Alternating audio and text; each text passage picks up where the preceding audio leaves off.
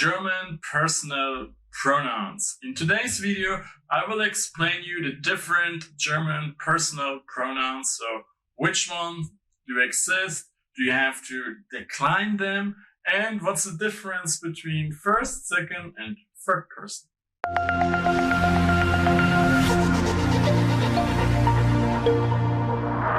Hi, my name is Jan and I'm your German teacher here on EasyDeutsch, your YouTube channel for German grammar. Today's topic is German personal pronouns. Personal pronouns, this is for example, ich, du, er, sie, es, wir, ihr, sie. So I, you, he, she, it, and so on. Those are personal pronouns. And with the help of my ebook, German Grammar Explained Easily, I will show you now how they work in German. So we're here now in my ebook, German Grammar Explained Easily. Today's topic, German personal pronouns. So let's go to the section with the pronouns. There we have personal pronouns. Zoom in. And let's check first what are personal pronouns. Personal pronouns are there to replace names or people we have already mentioned, or to talk about ourselves or someone or something else. Probably easier to see it in a few examples. Er sieht ihn, so he sees him. Er, he, and ihn, him are personal pronouns. And you can see, yes, you have to decline them, but you have to in English too. Otherwise, you wouldn't have to use him here, right? So don't give up with the declension. You do that in English too, and it's easier than you think. Also, sie sieht es. So she sees it. Wir sehen sie. We see them.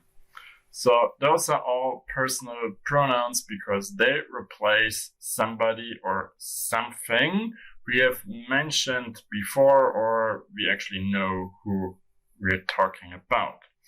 And personal pronouns carry some certain information that is important. A little bit more in German than in English, because in German personal pronouns show us the gender, so if it's masculine, feminine, or neuter, also the number, so if it's singular or plural, and different from English, also the case. So nominative, accusative, dative, or genitive. All those informations are in those little words. Yes. And we have a few examples here where I tell you the information they carry. Er, for example, carries the information, it's third person. What this exactly means, if you don't know, later in that video. It also carries the information, it's masculine, and it's singular, and it's also nominative. Wir carries the information, it's first person, plural, and nominative. Same with those two. And same like in English, you have different forms depending on who you're talking about. So first person, I is ich, you is du, and so on. You can see here very similar to English, you'd simply have to learn the translation for it.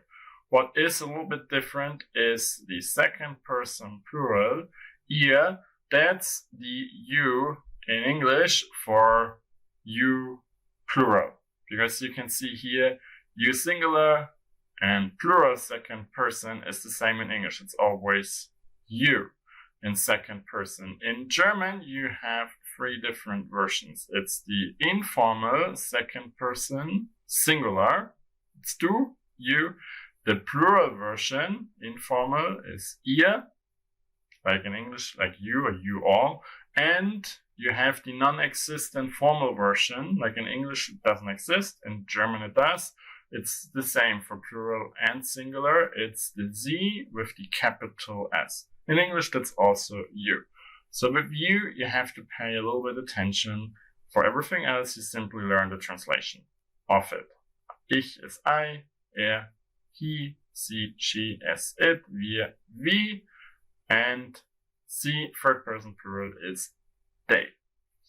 So if you're not quite sure what first person, second person, and so on means, let's have a look at that because it's actually very simple and straightforward. First person means we speak about ourselves.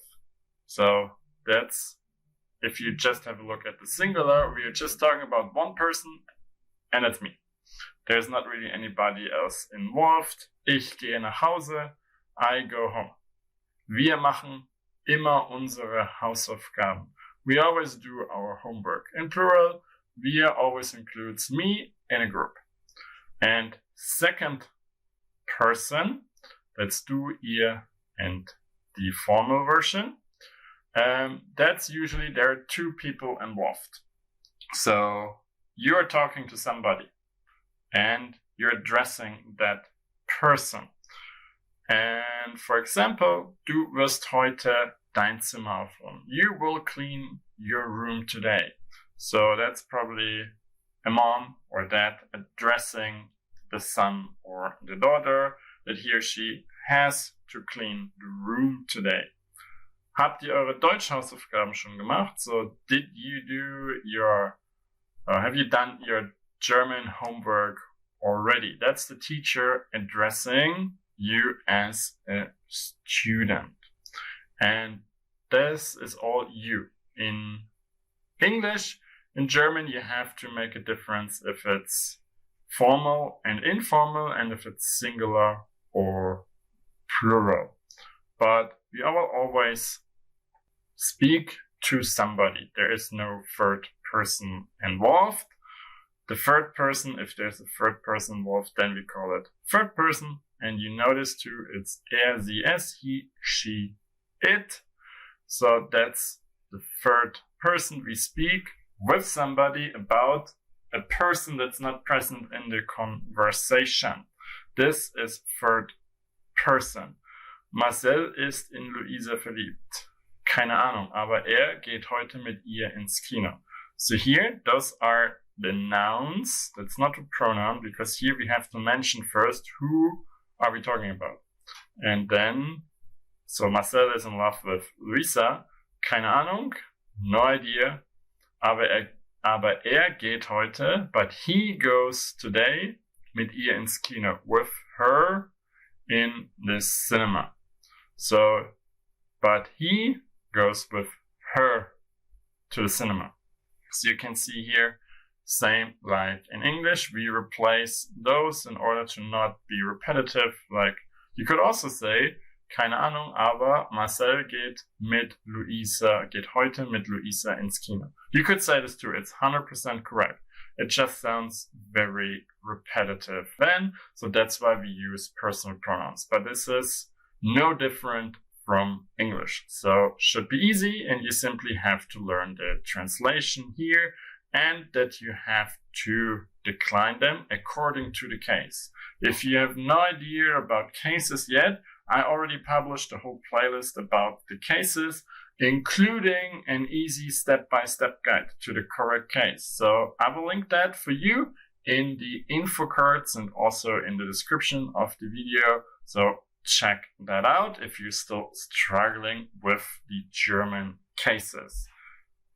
As a short summary, personal pronouns always replace persons or things, and we use them to avoid repetition. And pay attention, very important, I haven't mentioned that yet.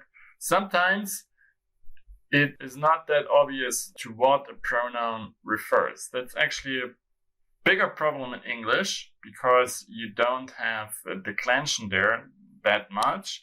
In German you do have, but still sometimes it could refer to two different things or people. So if the reference word is not clear, it's usually better to use the noun instead. So to repeat the noun in order to avoid misunderstandings, like Frau Meier hat eine Katze, ich mag sie sehr. So we have the female Frau Meier and the cat that is also feminine in German. So the sie, she could refer to both, to the cat and to Miss Meier. Here we don't really know. Who do we like? The cat or Miss Meyer? So here we should use the noun instead. So either ich mag die Katze sehr or ich mag Frau Meyer sehr, in order to avoid misunderstandings. If you have any further questions about German personal pronouns, please let me know in the comments below. I try to answer them all. If you like the video, please click the like button, and I hope I earned your subscription. So subscribe to my channel and don't forget to hit the small notification bell. And if you want to check out my ebook that I've used for this video, you will find the links under the video in the video description. There you will also find the links to all my ebooks, because in my ebooks you will also find hundreds of pages with exercises so that you can practice what you've just learned. So check it out. And then I hope I will see you again in the next video. And until then, viel Spaß und Erfolg beim Deutschlernen.